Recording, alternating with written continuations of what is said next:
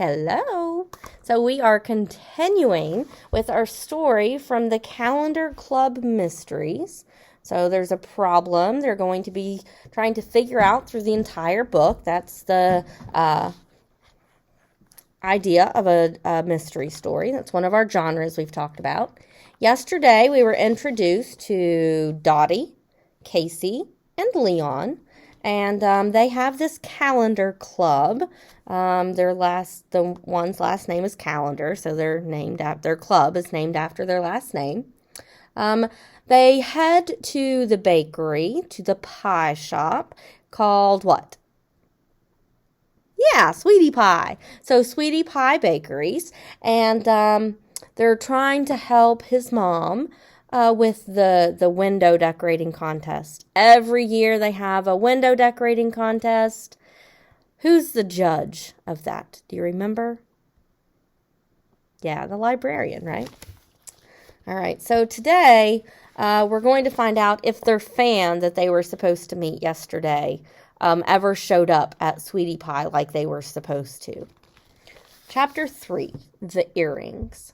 Mrs. Calendar was behind the counter helping some customers. Casey ran over to her. "Can Mrs. Wagner give our dog a free lesson?" she asked her mother. "Who's Mrs. Wagner?" Mrs. Calendar asked. "She's a new pet trainer," Casey said, "and the first lesson is free. It's a Thanksgiving special," she explained. "Mrs. Wagner loves Thanksgiving."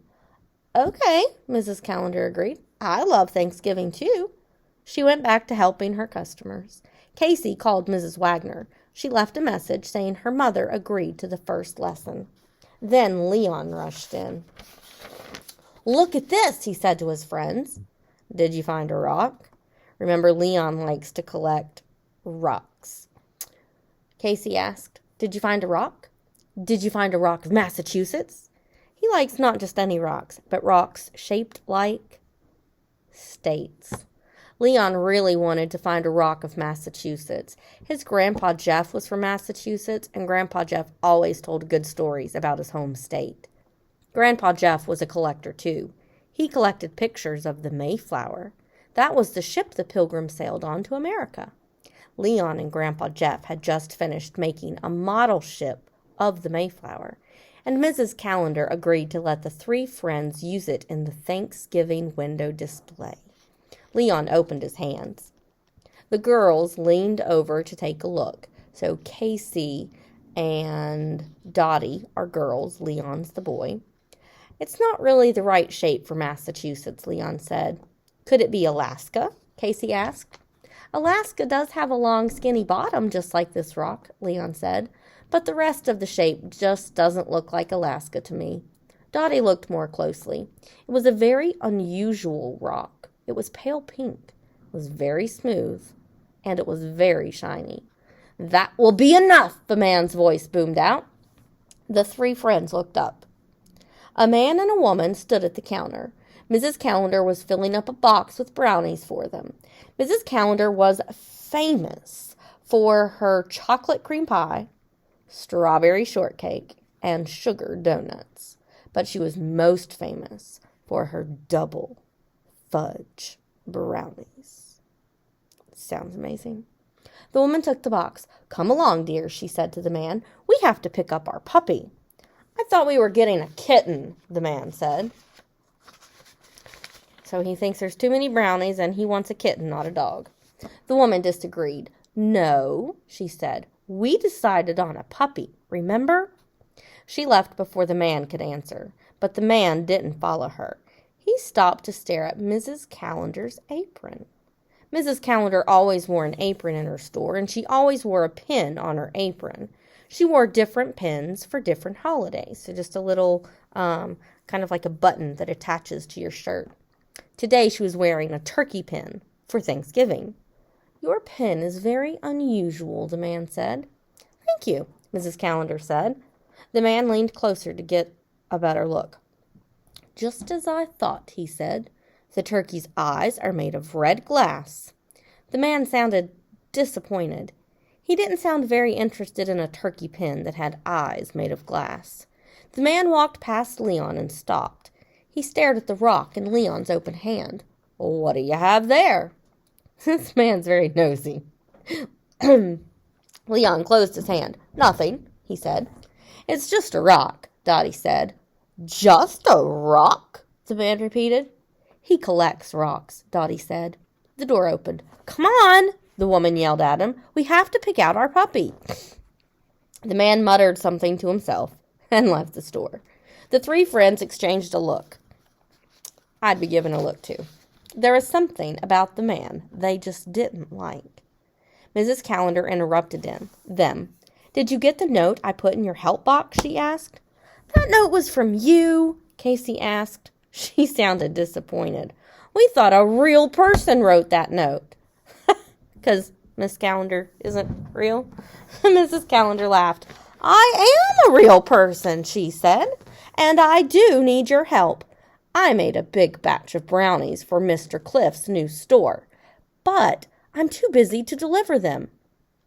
I always get busy with special orders the week before Thanksgiving, Mrs. Callender explained, but I realized the Callender Club could help me out. You could deliver the brownies to Mr. Cliff.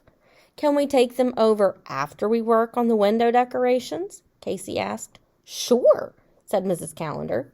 She started arranging the brownies on a tray. Dottie, Casey, and Leon planned how to decorate the window. Dottie got started first. She painted a border of pilgrim hats along the top. Casey worked on making ocean waves out of blue construction paper. She taped the paper to the bottom of the window. Everyone agreed that it really looked like the ocean. Leon set up the model of the Mayflower. Now let's make the pine cone turkeys, Casey said. The three friends went to the back room. Mrs. Callender had set up a work table for them there. They had finished 6 pine cone turkeys when they heard something strange. It was coming from the front of the store. It sounds like a radio stuck between stations, so lots of static and glitching, Leon said. The friends stopped what they were doing. They listened. They heard a crackling sound. There's some sensory words. It sounds like a walkie-talkie. Have you ever played with a walkie-talkie before? You can even get one on your phone, and you click the button and it goes... And cop cars have them too. They have a CB. It's kind of like a walkie-talkie. And you talk in it. If you're here in person, one teacher from each grade level has a walkie-talkie. Miss Buckner has a walkie-talkie. It's a way to communicate between the rooms. They're static at the beginning and end when you click the button. Well, that's what they heard. They went to the doorway to inspect. They saw Officer Gill holding a walkie-talkie to his ear. Well, what do you know? Then he hooked it back on his belt. He said something quietly to Mrs. Callender and hurried out the door. Casey, Dottie, and Leon ran to the front of the shop. Dottie got to Mrs. Callender first. What happened? Dottie asked. Why did Officer Gill rush out? Casey asked. He had to go see Mrs. Jackson, Mrs. Callender explained. Her pearl earrings are missing, and that's not all that's missing. What else is missing? Casey asked. Mrs. Callender turned to Dottie. Officer Gill told me your uncle called. He wanted to know if anyone found his watch. Uncle Eddie lost his watch? Dottie asked. It's missing, Mrs. Callender said.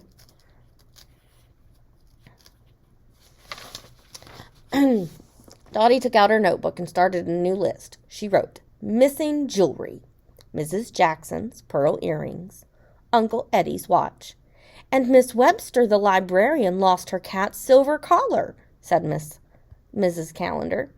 Dottie added Miss Webster's silver cat collar to her list. The three friends went back to work on their pine cone turkeys, but they weren't thinking about the Thanksgiving window contest anymore. They were thinking about the missing jewelry. Chapter 4. A necklace next. Dottie, Casey, and Leon couldn't stop thinking about the missing jewelry. They were thinking about it when they brought Mr. Cliff the tray of brownies. Mr. Cliff took the tray. He put it on his desk. Thank you, he said. Thank you very much. He seemed distracted. He patted his pocket. Where is it? He asked. Where is what? Casey asked. I know I put it on my desk, Mr. Cliff said. Mr. Cliff picked up some papers. He looked underneath them. He looked underneath his desk. He looked on the floor. It's gone, said Mr. Cliff. What did you lose? Casey asked. We're good at finding things, Dottie said. The pendant from my wife's necklace, Mr. Cliff said. What does it look like? Leon asked. It looks broken, Mr. Cliff said. I promised to give it to the jeweler today. I wanted to have it fixed by Thanksgiving. I put it on my desk so I wouldn't forget, and now it isn't there. Dottie took out her notebook. She turned to the page that said, Missing Jewelry. She wrote, Mr. Cliff's broken necklace.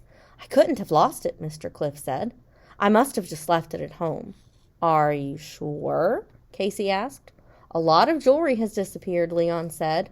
Dottie read Mr. Cliff her list. And that's just what we know of so far, Leon added. No, I left it at home. You can see her notebook here. I left it at home. I'm sure of it, Mr. Cliff said. At least, I think I'm sure. Okay, Casey said, but let us know if you don't find it. The three friends left the store and set out for home. When they got to Daisy Lane, they crossed the street to avoid the corner house. But Leon stopped. Look, he said. All right, what are they looking at? Do you see it? Casey and Dottie looked. A man and woman were standing in front of the ivy-covered corner house.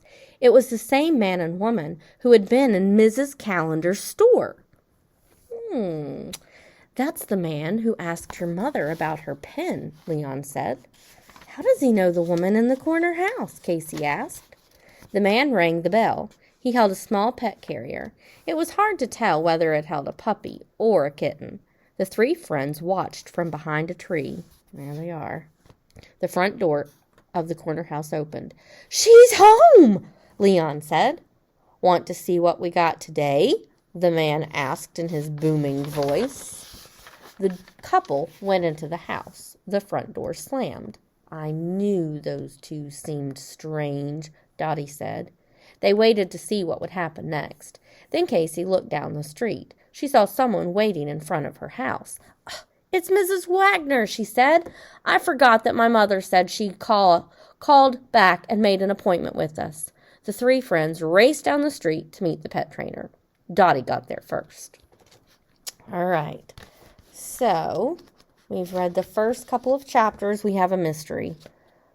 Something is happening to the jewelry around town. The pen, the necklace, the collar. I wonder if they'll figure out what it is or who it is.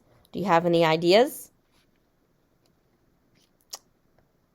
The man and woman at the strange house on the corner. Yeah, they seem like a likely suspect, don't they? We'll have to see if they remain just as mysterious.